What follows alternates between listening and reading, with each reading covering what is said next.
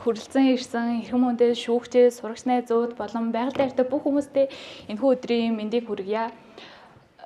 Өнөөдөр бид өөрсдийн 25 өдрийн турш хийсэн ажил болон жижиг алхам хэрхэн том нөлөө үзүүлж болдог талаар хуваалцахад бэлэн болсон байна. Бидний амьдарч амьсгалж ирээдүгөө холбосон дэлхийн маань нэг л өдөр биднээс чи яг намайг хайрлахын тулд юу яаж хэрхэн хийж вэнэ гэж асуувал бид яг юу гэж хариулах вэ? Яг энэ асуултын хариуг өөрсдийн хэмжээнд олж бодит алхам хийх зорилгоор бид ногоон алхам төслийг 4 өдрийн бүрэлдэхүүнтэйгээр эхлүүлсэн юм аа. Маа төслийн зорилго болохоор хог хаягдлын их усүр дээр английн ялгах дадлыг бий болгож дахин боловсруулалтыг дэмжих, сурагчдын экологийн боловсрыг нэмэгдүүлэх, органик хаягдлыг ашиглан компост хийх, эрчим хүчний мэдлэгийн талаар олон нийтэд түгээн дэлгэрүүлэх байсан. Яг энэ зорилготуудаа хэрэгжүүлэхэд манай сумын хүрээнд хог хаягдлыг ялгах тогтолцоо, бүрэн нэвтрээгүй органик хаягдлыг ашиглан компост хийх мэдлэг бараг байхгүй, хүүхэд өсвөрийн үеийн экологийн боловсрын хөтөлбөр тогтмол биш зэрэг асуудал байсан ч бид тэрийг сурагчид, айл өрхүүд, орон нийтийн иргэдийг хамрагдуулан шийдэхээр зорьсон байгаа. Одоо хамгийн чухал хэсэг болох хийсэн ажлаа ярихад юун түрүүнд бид 2 дахь боломж ба бидний ирээдүйн сэдвт өдөрлөгийг явуулж тэрнийхээ хүрээнд аахаа асуулт болон асуулт хариултын булан зохиогоод яг бусад хүмүүсээсээ манай суманд орон нутагт ямар асуудал тулгарч байгаа талаар судалгаа хийсэн. Тэгээд 7-8 дугаар ангийн сурагчдад хог хаягдал дахин боловсруулалтын талаар сургалт орж сургалтынхаа үр дүн Quizlet ашиглан баттгсан. Дуусан дэвтрээ чихлэрээр солиороо урамшууллын аян явуулж хураасан дэвтэр цаасан хаягдлыг дахин боловсруулж бүтээл баримл хийж байгаа үйл явц маань энэ харагдаж байна. Цаас дахин боловсруулж ингээд сурагчдтай хамтран баримл хийснээрээ сурагчдын бүтээлч байдлыг давхар дэмжсэн гэж үзэж байгаа.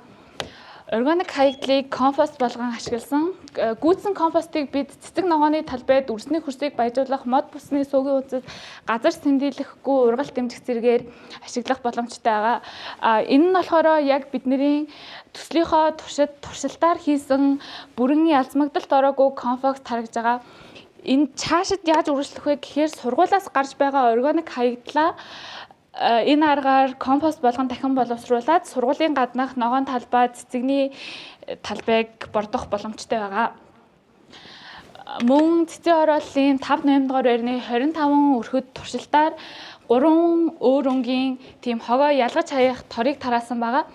Шардан дахин боловсруулах, хардан энгийн цэнхэр цаасан хаягдал гэх мэтээр аль хөнгөнд нь ямар төрлийн хог хийх, заавар гарын авлах, тэгээд тэрнээс гадна эрчим хүч хог хаягдлын талаар PPT тарааж өгсөн.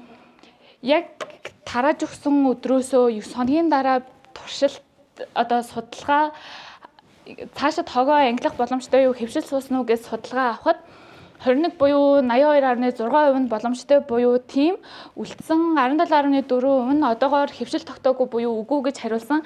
Энэ нь болохоор ихэнх айл өрхүүд яг хогоо ангилж хаях тийм сонирхолтой байгаа ч гэсэн яг хэвшил суухад бол цаг хугацаа хэрэгтэй байгааг харуулж байгаа.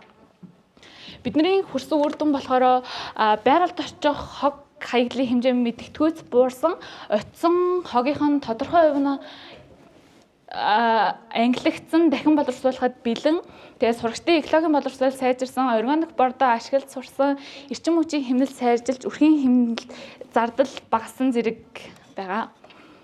За бидний өнцгөөс энэ 25 өдрийн ажлаа дүгнэхэд дахин боловсруулах, хогоо ангилан хаях, эрчим хүчийг хэмнэх зэрэг асуудлуудыг шийдвэрлэж өөрсдийн хүрээл орон нутгтаа тодорхой хэмжээний мэдлэг өгч чадсан болохоор зорилготой хүрсэн гэж үзэж байна. Мөн энэ төсөл маань цаашид үргэлжлэх боломжтой асуудлуудаар явсан болохоор ингээд илүү олон зүйл хийж гарах боломжтой. Тэгээд яг альва үйл ажиллагааг хийхэд цаг хугацааны болон үйл ажиллагааны тийм нарийн төлөвлөлт яг тэрнийхээ дагуу явах ёстой гэдгийг сургамжилж авсан. Баярлалаа.